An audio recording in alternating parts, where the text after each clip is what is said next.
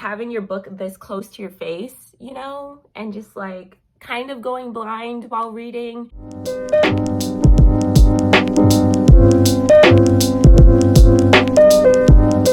Hi Beats, it's EKG. Welcome to my YouTube channel.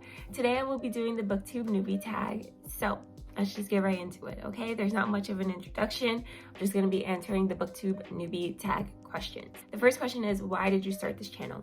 I initially started this YouTube channel, EKG, as a way to promote my own writing and poetry. If you go back to my earlier videos, they are videos of me doing spoken word poems, visuals for my writing. I primarily started this YouTube channel as that, and I began posting here like 2 or 3 years ago. And then I branched into doing booktube related content. So I'm leaning more towards creating booktube content and using this channel as a way to just have a separate creative outlet aside from me just sharing my writing.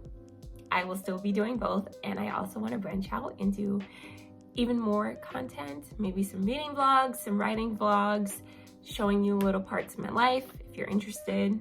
So that's why I started this channel. What are some fun and unique things you can bring to Booktube? My vision for my YouTube channel is to kind of give a perspective from a writer and a poet.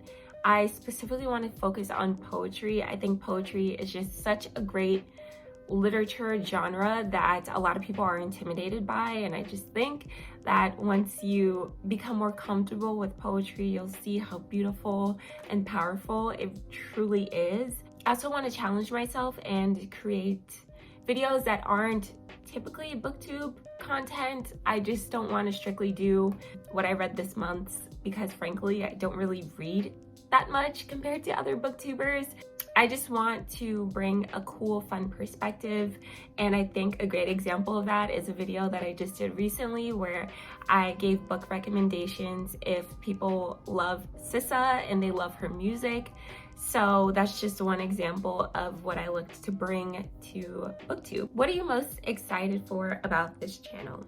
I am just excited to create and have a platform that serves as a community, just underrepresented communities, and getting into those reads that maybe aren't so traditional or hyped up, but then also reading books that are extremely hyped up. And I just want to create a community that is very explorative and is very intellectual and fun and critical, but also people who love generally reading and appreciate literature as an art form. That's what I'm most excited for about my channel, as well, of course, obviously, as coming up with ideas, content ideas, and just producing those and getting those out to you all. And it's so fun. I don't really like to have reading friends. Like, let's be friends, okay?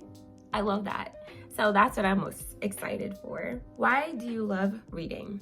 I love reading because reading is a way to just transport. Reading is a way to think about things that you might not be thinking of presently and experiencing presently, as well as getting into the voice of another character, of another author. I think that's just super important just for the world, because reading serves as a way for you to truly listen and try to understand different people and what they go through. That's just why I love reading. It's also very fun. It's a form of escapism, if we're being honest. For me, there's nothing better than getting wrapped up into a story, into a world where you're just so excited about, and it's just so different. So that's why I love reading. What book or series got you into reading? So I'm gonna throw it back, okay? And the first book that's like really popping into my mind that got me into reading truly was Junie B. Jones. I had all of the books about Junie B. Jones. Like, that was just my favorite thing when I was younger. And then as I transitioned into like more young adult stuff, I would read, there was this really popular author when I was young, Sarah Dessen, and I would read all of her books. She had so many of them. I think I still have like half of them with me now. because I'm attached. Yeah, those are the books and authors that really got me into reading. And then I eventually found my way to reading poetry. So those are the things that got me into reading. What questions would you ask your favorite booktubers? I genuinely want to know how people read like 125 books in a year. That's what I would ask them.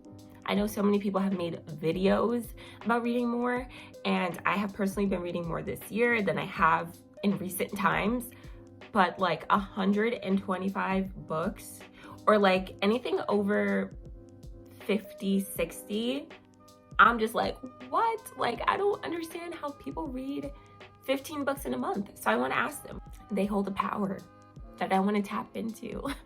I want to get a hold of that power. And then I also want to ask them, when you're reading those books, how do you remember everything that you read? Because I feel like I forget the books sometimes, and I have to refresh my memory on them just by like looking up the synopsis, or if I wrote notes on them just to remind me.